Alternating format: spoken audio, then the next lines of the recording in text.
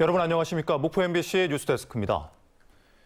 민주당 이재명 대표와 지도부가 당직 개편 후 처음으로 호남을 찾아 텃밭 민심을 들었습니다. 특히 윤석열 대통령이 거부권을 행사한 양곡관리법을 향한 성난 농심을 확인하고 다음 주 국회 본회의에서 재의결시키겠다고 약속했습니다. 주현정 기자입니다. 대통령이 거부하면 우리도 거부한다. 거부한다. 농민들이 목청을 높입니다. 더불어민주당 이재명 대표 지도부와 마주한 농민들은 정부가 국가의 생존권을 위협하고 있다고 성토했습니다. 우리 쌀을 지키려고 하고 가꾸려고 하고 하는데 정부는 우리를 도와주는 게 아니라 우리를 방해하고 있습니다. 지금부터 23년 전보다 쌀값이 3,300원이 적어요. 이게 농민을 사람 대접하는 겁니까? 국민 취급하는 겁니까? 대통령이 거부권을 행사한 양곡관리법이 재의결되려면 국회의원 200명 이상의 동의가 필요한 상황. 민주당은 비록 재의결 의석수는 부족하지만 이 같은 환한 농심을 바탕으로 여당을 압박해 다음 주 13일로 예정된 국회 본회의에서 재의결하겠다는 계획입니다. 쌀은 생명이라고 했습니다. 비록 어려운 상황이긴 하지만 다시 재의결을 통해서 가결될 수 있도록 최선을 다할 것입니다. 이에 앞서 광주에서 가진 현장 최고위원회에서 민주당은 정부의 구료개교와 여당 지도부 인사들의 이단 망언 등을 꼬집고 광주 군공항 특별법의 완전한 통과와 5월 정신 바로 세우기 등을 약속했습니다. 농도 현지에서 농민들의 절박한 목소리를 직접 들은 민주당 이재명 지도부. 농민들의 바람대로 국회 재투표 통과가 현실화될지 모든 시선이 국회로 쏠립니다. MBC 뉴스 주현정입니다. 전남도청의 사무관리비 문제에서 분명하게 확인된 것은 공직사회 내부에 잘못된 관행이 존재한다는 겁니다. 전라남도가 대책 마련에 부심하고는 있지만 근본적인 문제 해결은 공직사회 내부의 목소리에 귀를 기울여야 가능합니다. 전라남도의 청렴도 평가에서 공직사회 내부의 점수는 그동안 꾸준히 낙제점이었기 때문입니다. 김야훈 기자입니다. 전남도청 공무원노조가 19년째 운영권을 쥐고 있는 구내 매점입니다. 145제곱미터 면적에 대한 1년 임대료는 2,100만 원으로 평당 14만 원 수준입니다.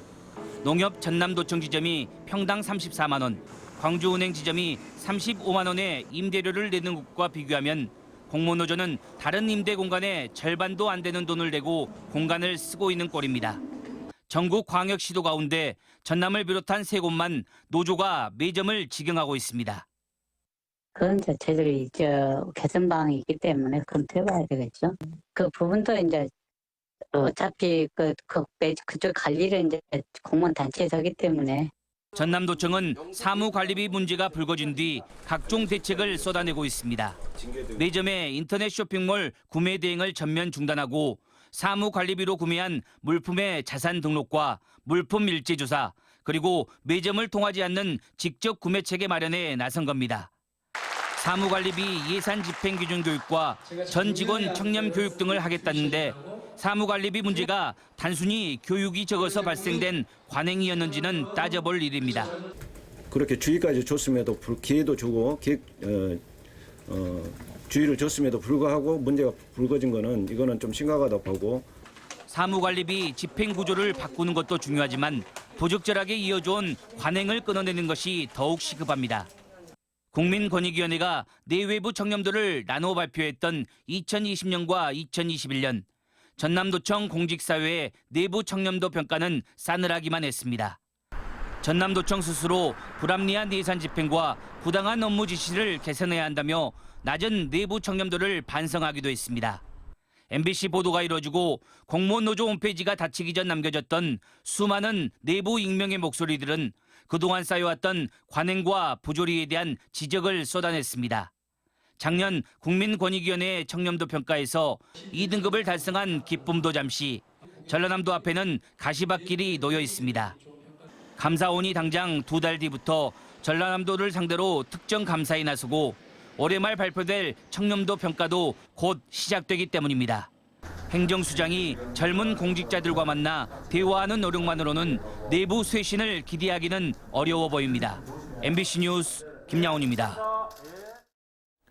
사무관리비 사적 사용과 불투명한 집행 과정은 전례를 찾기 어려울 만큼 전남도청 공직사회의 치욕으로 기록되고 있습니다. 시민들의 걱정을 덜어줘야 할 공직사회가 오히려 시민들에게 걱정거리가 되는 게 문제인데 시민들은 아직 사과를 받지 못했습니다. 양현승 기자입니다.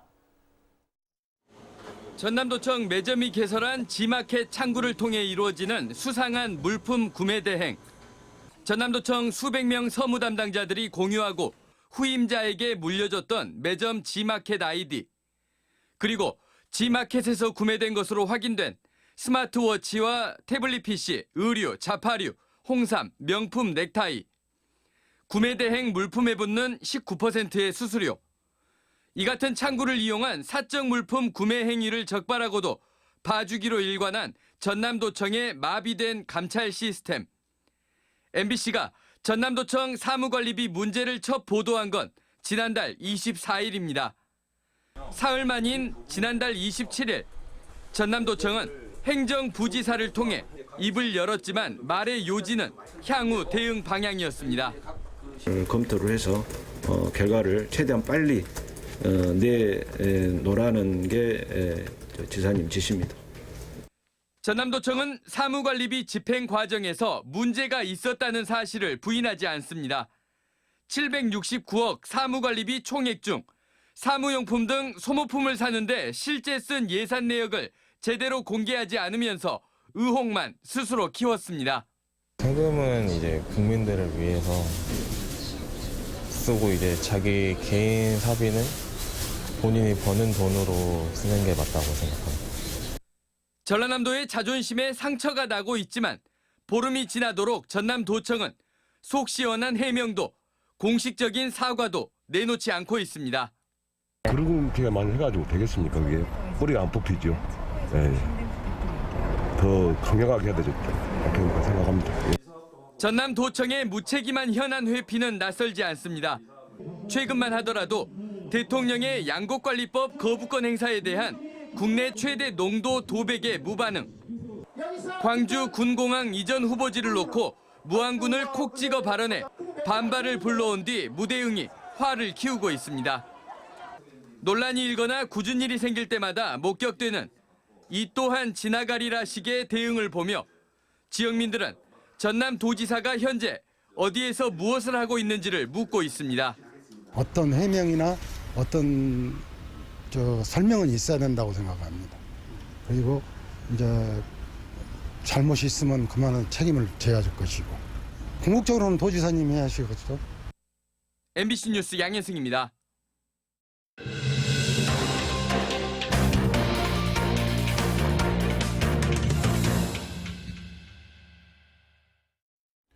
목포와 여수, 광주 MBC는 인구 감소와 기후 위기의 현 상황을 짚어보고 이 문제를 앞으로 어떻게 해결해 나가야 할지 등에 대해 집중 보도합니다. 오늘은 인구 감소와 폐교 위기의 학교 문제를 살펴보겠습니다.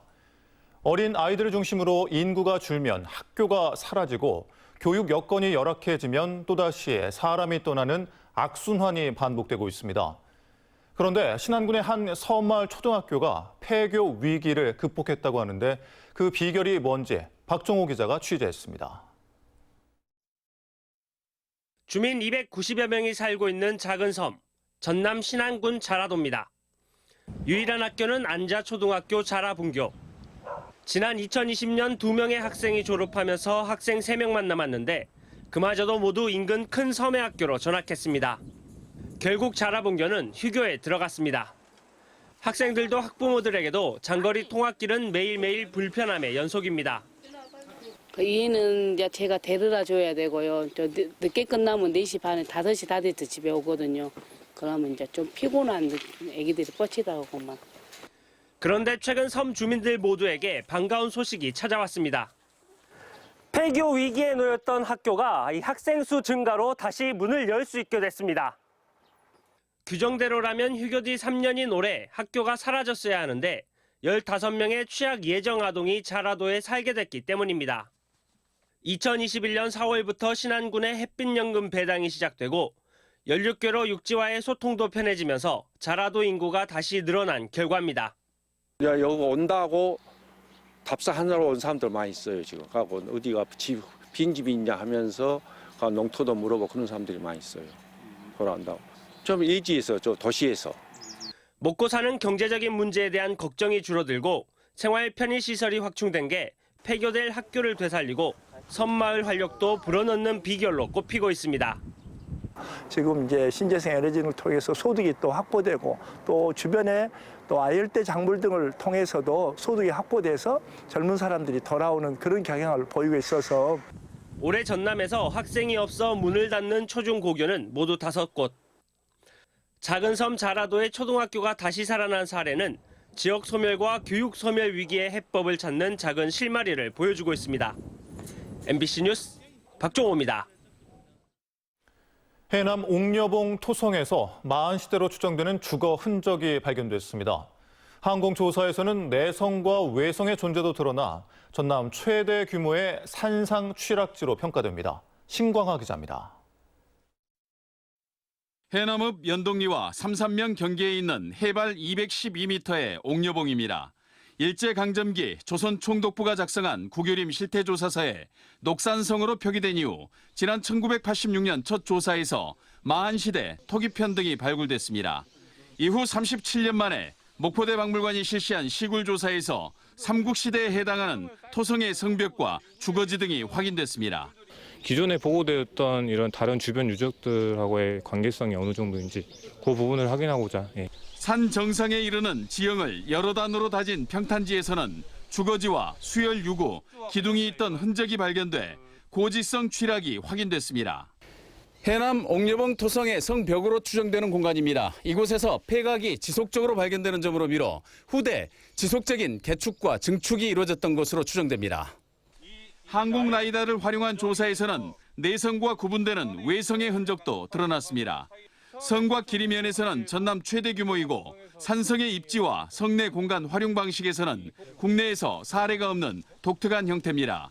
기원전 1, 2세기부터 사람들이 주거했고 그 이후에 또 토성을 쌓는 소위 마한의 시작과 끝을 볼 수 있는 유적이기 때문에 그런데 해남의 마한 역사를 탐구하다 보면 분명히 우리 고대의 해양 교류사가 재조명될 거라고 생각을 합니다.